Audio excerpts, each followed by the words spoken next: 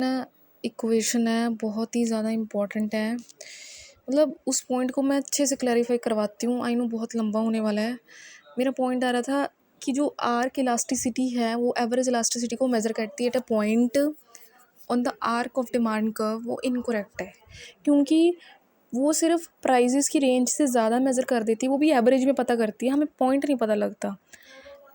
ठीक है, ये इक्वेशन ऐसे होती है, arc elasticity E A is equal to Q two change in quantity minus change in quantity 1। इसका ऊपर आपको मैं और दिखाती हूँ एक बारी कि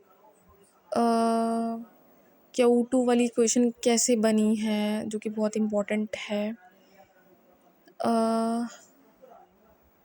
जब हम बात करते हैं क्यू वन मतलब होता है इनिशियल और क्यू टू होता है फाइनल।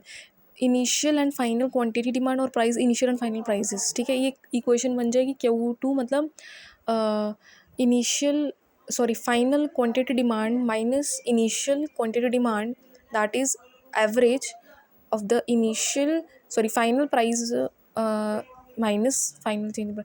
अब इसको सॉल्व करते हैं जो इक्वेशन है। ठीक है, ये देखो, calculate the change in the quantity demanded. जब मैंने ऐसे लिखा, मतलब इसमें चेंज कितना आ रहा है वो हम, क्योंकि हम चेंज की तरफ जा रहे हैं यहाँ पे प्राइस में। और अगर मैं बात करूँ कि मैंने इसकी रेशो निकालनी है, आ रही हूँ मम्मी।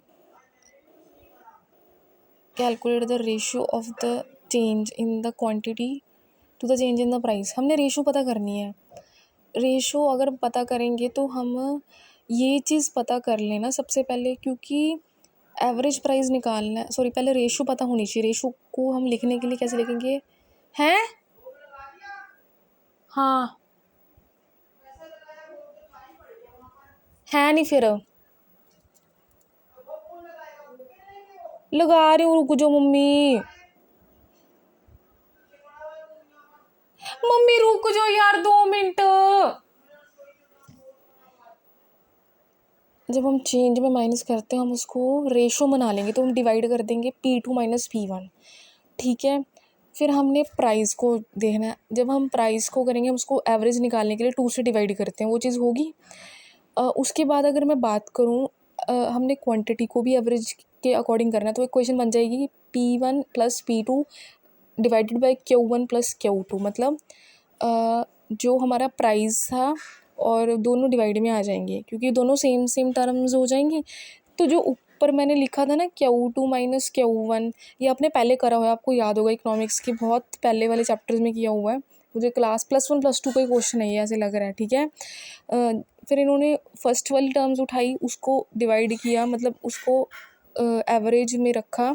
मतलब कि फिर हमने उसके साथ जो हमने रेशो निकाली थी, ये वाली P1 P2 और एवरेज Q1 Q2 वाली, फिर हम इसको जब वो करेंगे तो सॉल्व करने का और तरीका क्या है इसमें कि जब हमने दोनों को मल्टीप्लाई किया न्यूमरेटर्स को, मतलब जब हमने Q2 और P1 को किया तो जैसे कि आप देख सकते हो Q2 माइनस Q1, तो वो हमारा बन जाएगा Q2 और P1। इसको सॉल्व करना पड़ेगा, आपको ऐसे समझ ही नहीं आने वाला। देखो, Q2 और P1 और Q2 और P2, फिर minus Q1 P1 Q1 P2। फिर हमने डिनोमिनेटर्स को मल्टीप्लाई कर लिया। आप इसमें से न्यूमरेटर डिनोमिनेटर तो जानते हो ना, न्यूमरेटर ऊपर वाला होता है, डिनोमिनेटर नीचे वाला होता है। अगर हम Q2 को इसके साथ मल्टीप्लाई करते हैं P2 के साथ या फिर P1 के साथ, P1 Q2 हो जाएगा। सॉल्व करके बताना पड़ेगा, सच में ऐसे समझ ही नहीं आने वाला। एक बारी रीडिंग करवा दूँ, Q2 P1 plus Q2 P2 हो जाएगा। तो multiply numerators P2 minus P1 P2 Q हो जाएगा। तो क्वेश्चन कुछ ऐसे दिखेगी, इसको सॉल्व करवाना